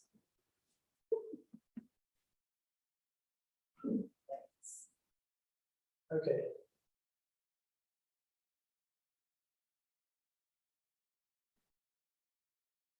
Can you hear me? Can you hear me now? Okay, so Tim's back there adjusting the sound on me. So the Wi-Fi signals were great, which was good because I carry a work computer with me and I have to work when I'm not doing some of the other stuff. And I never had any problem with Wi-Fi connections. Depending on what cell phone you have, I carry a phone that it automatically, so I have a Verizon plan and it automatically kicks in for $10 a day. I have cell phone access 24/7 anywhere that I go. And I was coming back in from the desert of Dubai 2 weeks, or Saturday night last week. And a friend of mine who lives in Lenore, I used to serve at the Methodist church there. And a friend of mine called me. We were literally riding back in from the desert about 9:30 at night there.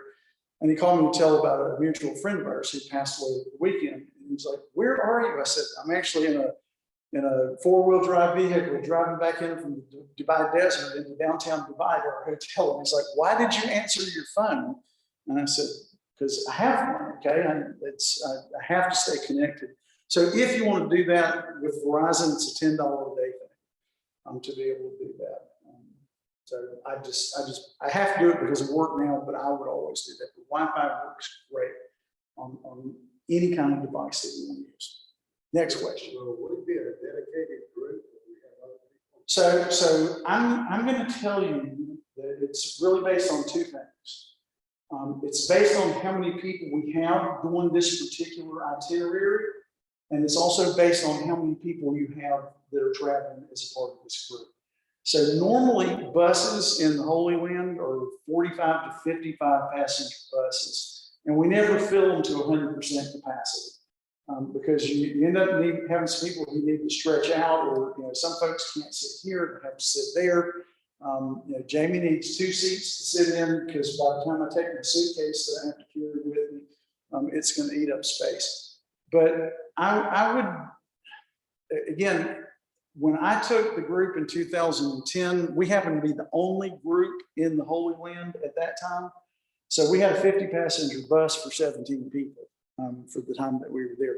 Now, when we got to Germany and we were there for the Passion Play, they merged my group with another group. So there were about 30-some people who were on the bus on that. But if your group's large enough, depending on what you recruit and how many people go, it will be a dedicated group.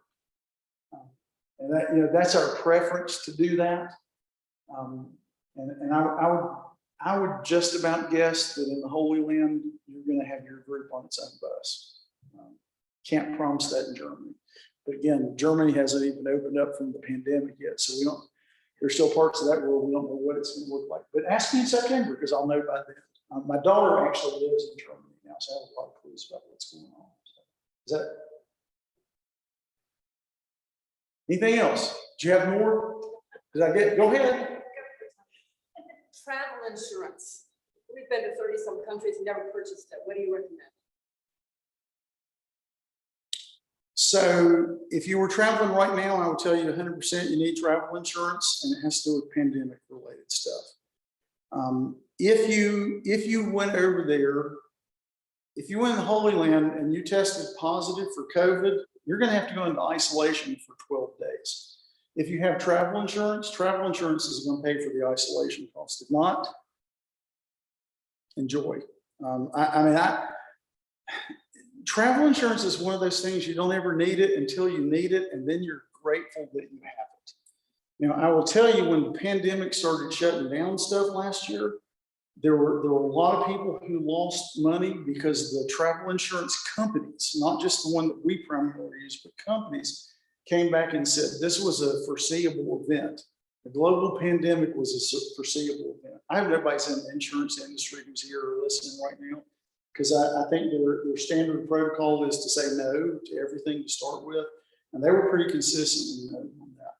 But in all the negotiations that we've had with these companies since then, we've got to cover COVID and anything that are related to that. So they're going to pay for quarantines. They're going to pay if there's any medical expenses. They're going to pay it.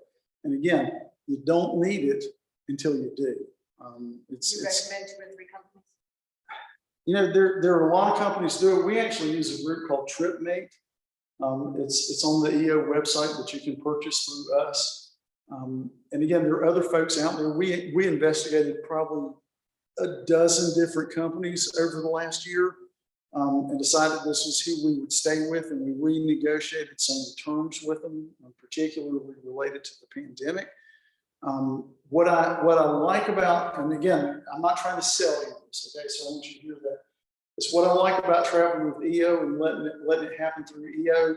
The insurance is a third-party provider, but the contracts are done through EO. So the folks in the offices in Lakeland become your advocate if there's any problem with anything.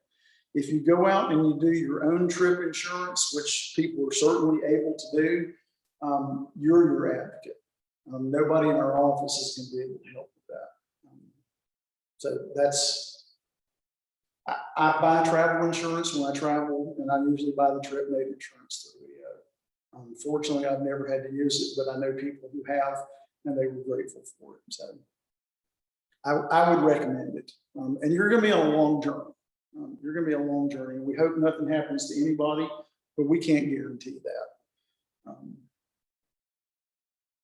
So what are some of the dress codes for the cathedrals we'll be visiting, or the Passion Play? Great question. Passion Play, there's no dress code. 90% of what you're going to do, modest dress is going to be the general rule.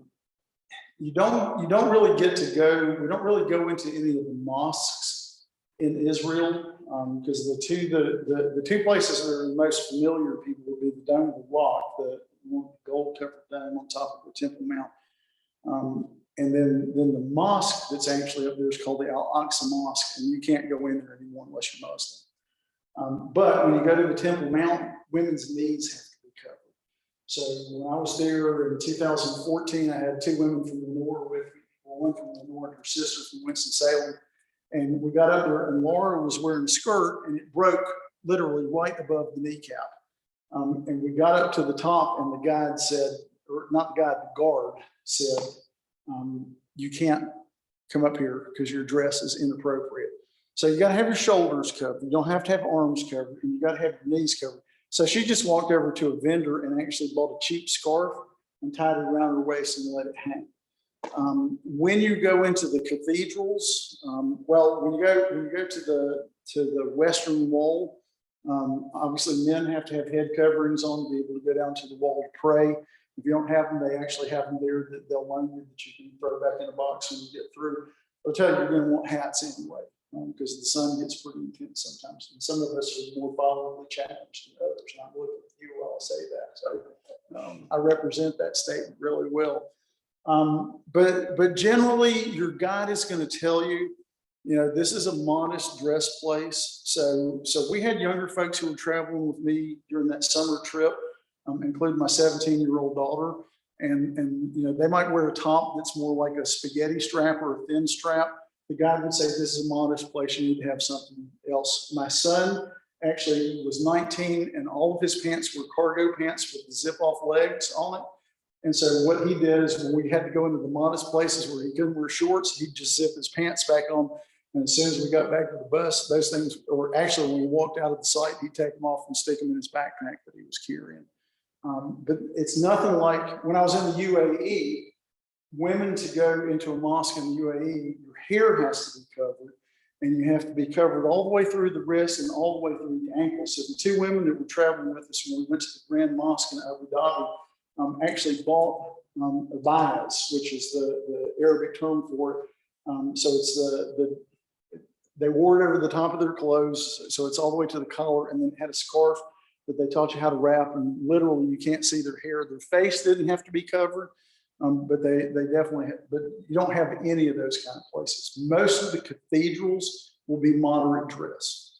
And so again, you got to have your shoulders covered. But no suit and tie. Don't have to wear a suit and tie.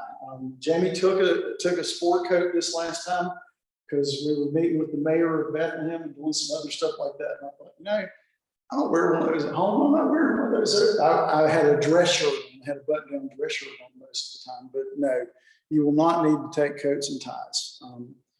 I would tell you to dress comfortably and casually. I would tell you to layer, to plan on layering. You're not going to need many layers when you're in the Holy Land part of the journey, but some of the places that you're going to go to in Austria and Germany, you're at altitude. So when you go to Innsbruck, it may be 80s as a high during that period of time. But if you actually take a cable car, which you can do sometimes, and start going up on top of the Alps that surround it, and there's like 3 areas that you can go up to. The first time that I did that, I had on shorts, a light jacket, and Birkenstocks, and I was shivering by the time we came down. So, take a light jacket. You're probably not going to run into any rain issues in the Holy Land. You might occasionally run into a shower. It poured down rain on us in Salzburg the day that we were there. I didn't care. It's my favorite place in the world. So, is that Credit cards acceptable, or credit cards are acceptable in most places preferred.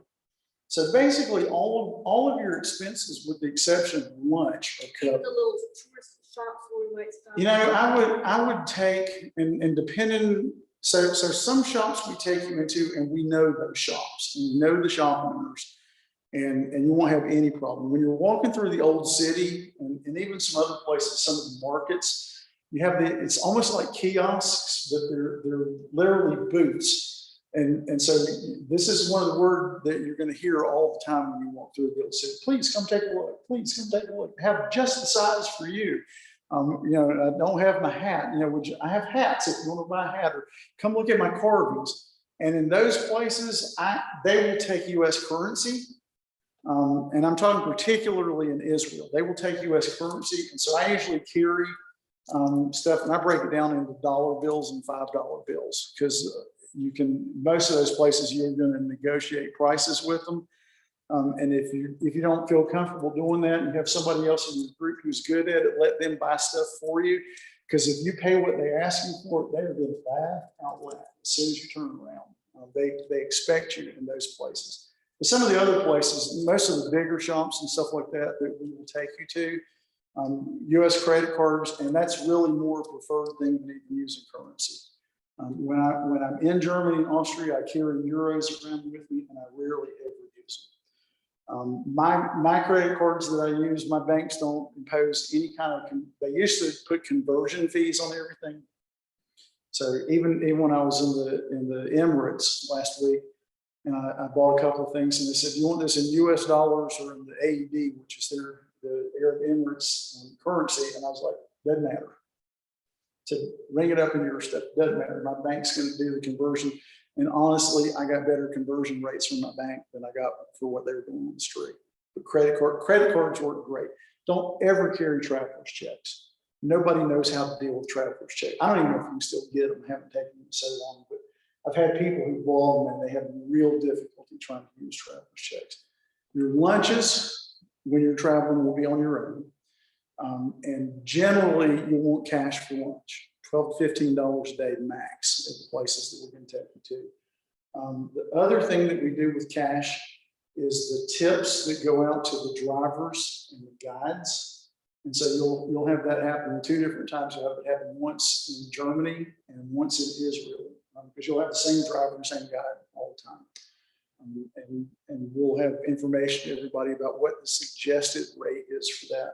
And we usually do that. We do that in cash, but I'll also tell you, ATM machines work great all over the world. So just make sure your bank knows that you're taking a card if you think you might get cash out, because it's not uncommon for people to go and think they had enough, and all of a sudden they realize they got 5 days left and they got $3 in their pocket and they want more money. So you can get it out of banks easily.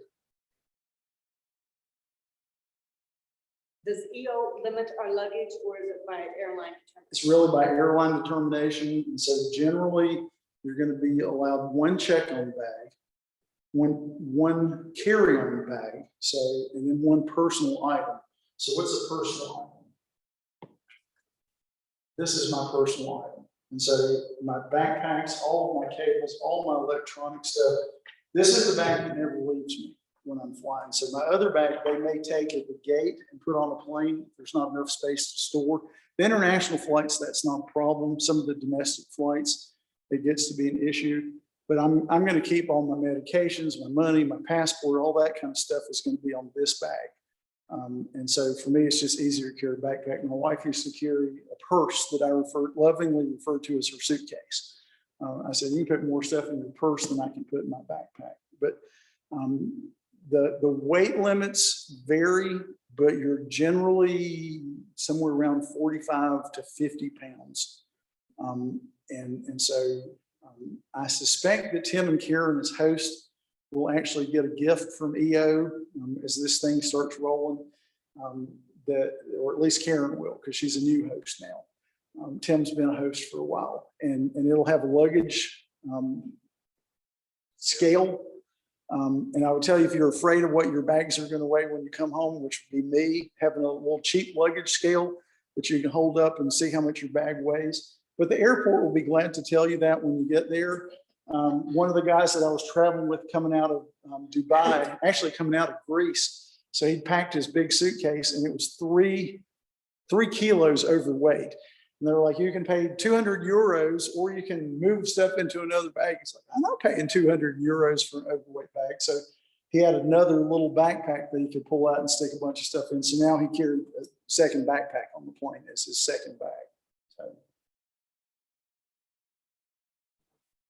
that's enough. Hey, I'll tell you, and I know you asked a bunch of the questions, but you didn't ask a single question somebody else wasn't thinking about.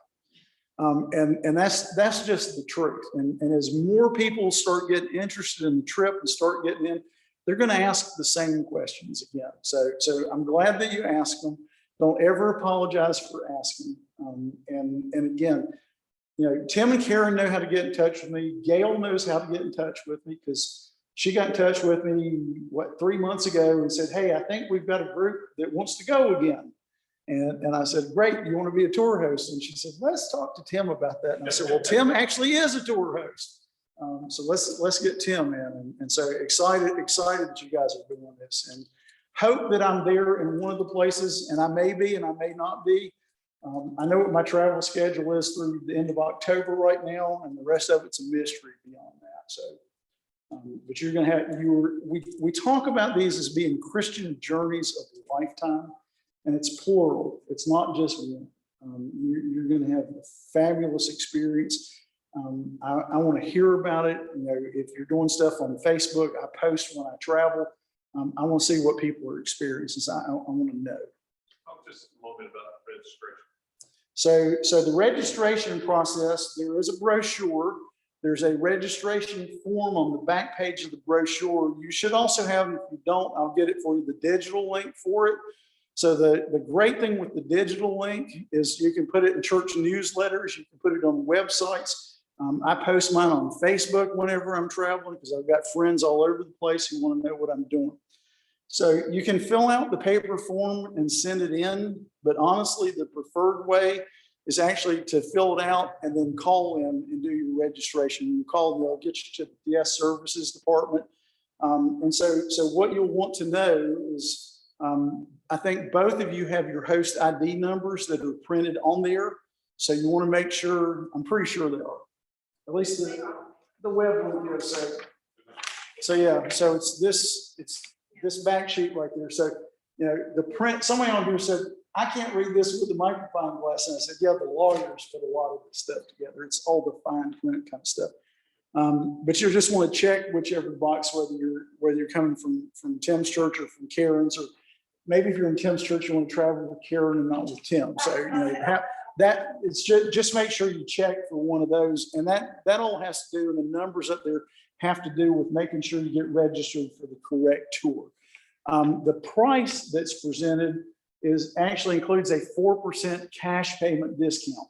So if you chose to use a credit card to pay it, then you're gonna have a price that's 4% higher than this.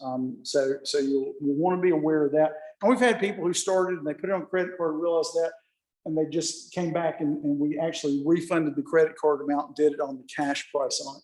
Again, it's whichever way you want to do it.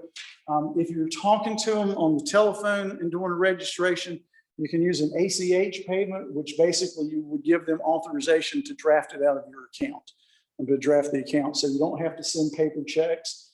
You know, we're not there yet, but we're really trying hard to move to a world where we're out of paper. Because it's too easy for things to not get done correctly or get misplaced. And so you know, there is actually an online registration link. Does your brochure have the QR code on the front of it?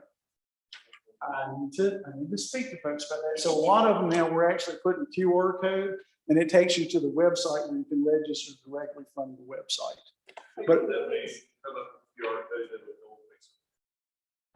But if you go to that site where I was telling you about how to find the trip on there, the eo.travelwithus.com, and then click the find the trip button at the top and type in capital H, capital O 22. You'll come up with the 2 itineraries on there. There's probably a register now link that's going to show up on that page. You just need to make sure you know who your host is and what your tour code stuff is. Those are the 2 really important things. So you need to know. So Tim's host number is 58801. Karen's is 60587.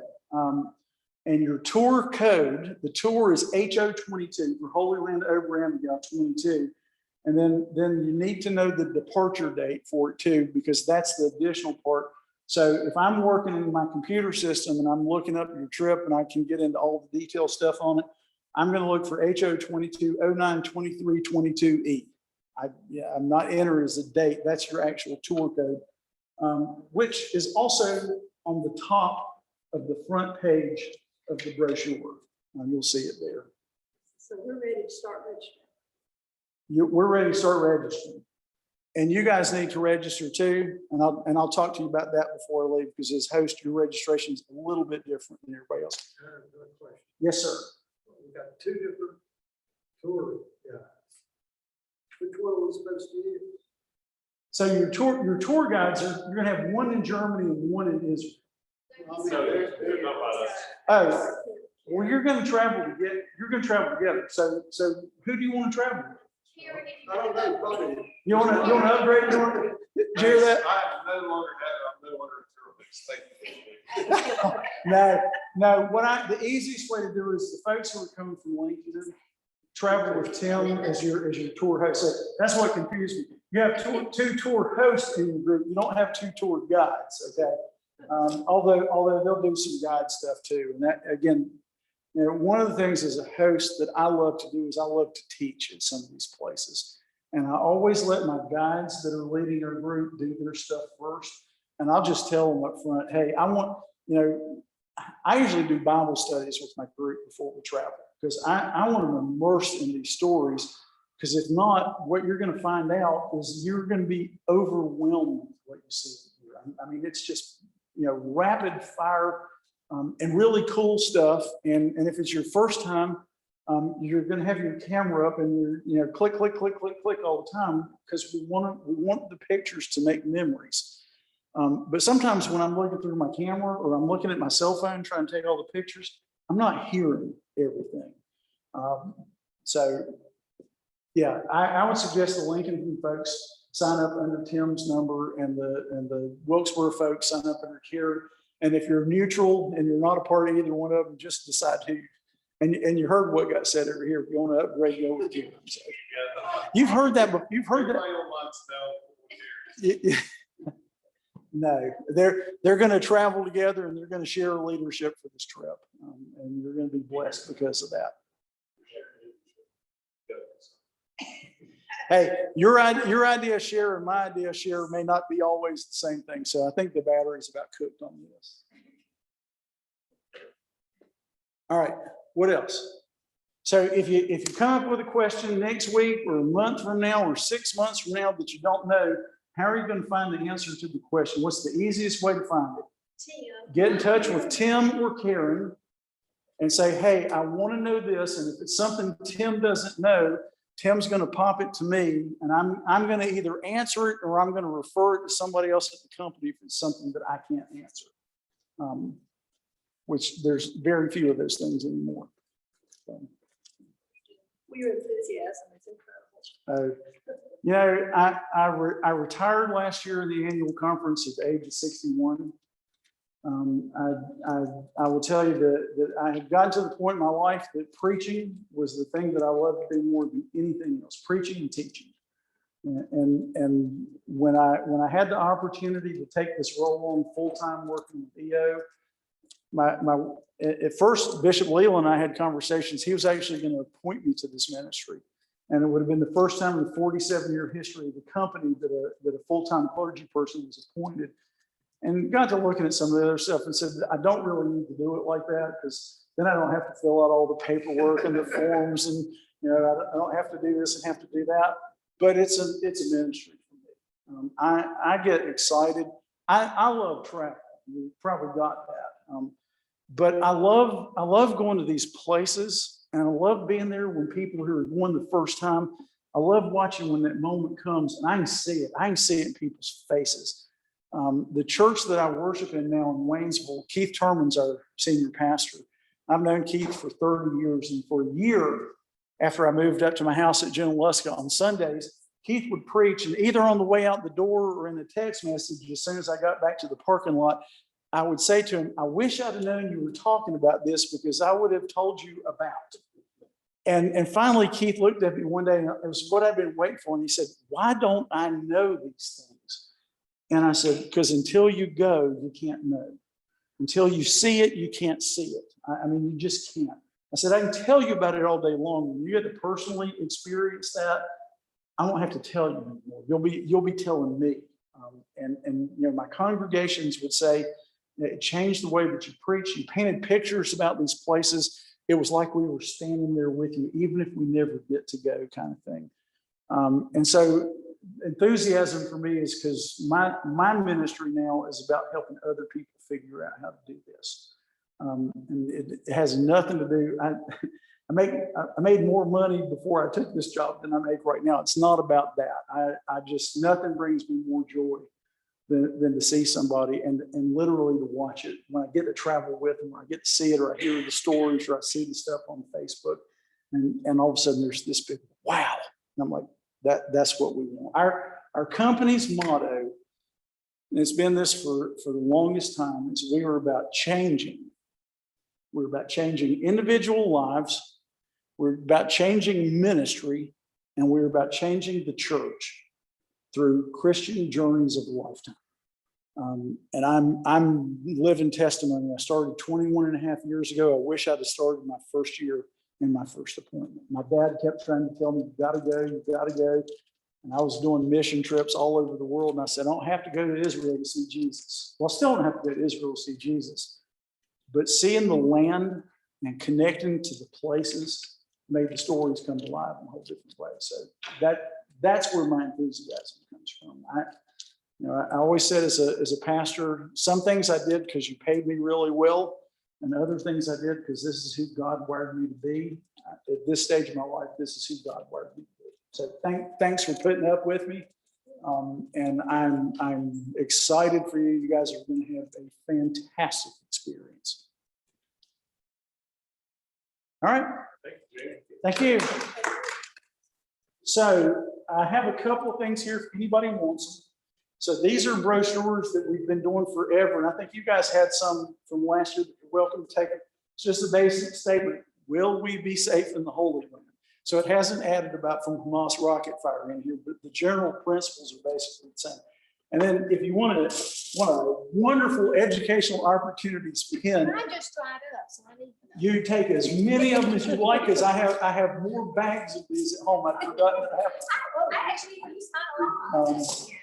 But it's also got the website on it and all that kind of stuff too, which is helpful. Yeah, those are our brochures. And those are your brochures. See, also the chairs have me there too. Oh, they're beautiful. I was gonna tell Karen, your pads, These pads are beautiful. Thank you. That was about 3,000 hours of my. That honey is beautiful.